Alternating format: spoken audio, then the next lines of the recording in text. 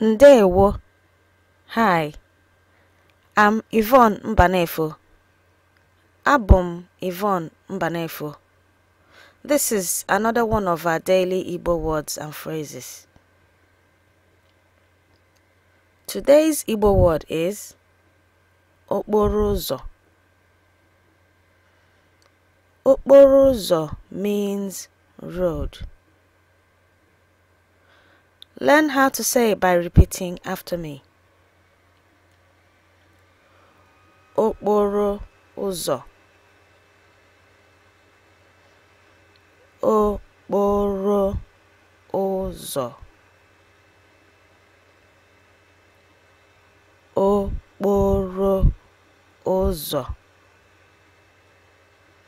You can only learn how to say it by practicing.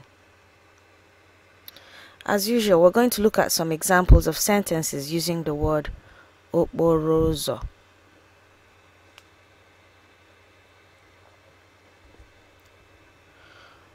Ọtụtụ ụgbọala nọ n'okporo ụzọ a.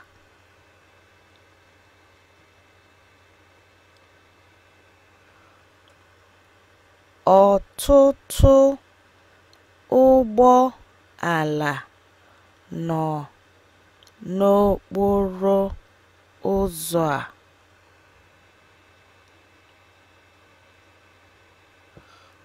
Ọtụtụ ụgbọala nọ n'okporo ụzọ a.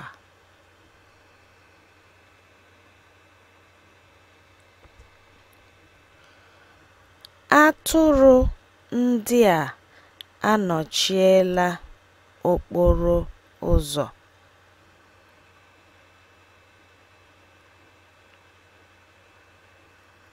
Atụrụ ndị a anọchiela okporo ụzọ.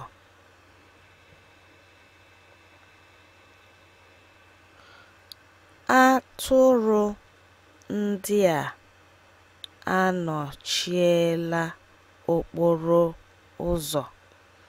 And again, atụrụ ndị a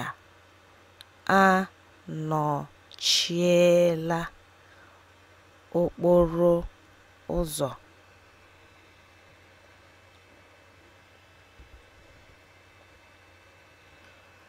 Ọdachi mere n'okporo ụzọ a.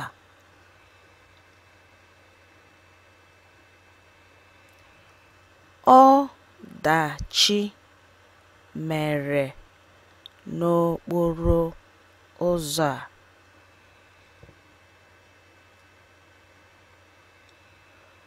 Ọdachi mere n'okporo ụzọ a.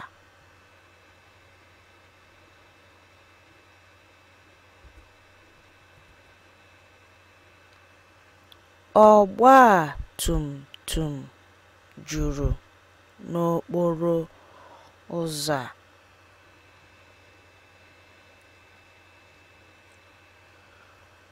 Ọgba tum tum juru n'okporo ụzọ a.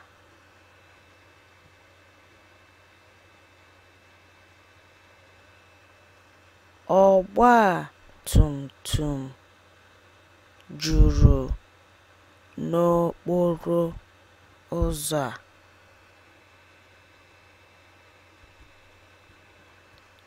Okporo ụzọ. Okporo ụzọ. Okporo ụzọ. Abum Yvonne Mbanefo, and this has been one of our daily Igbo words and phrases. Ka o mesịa. See you later.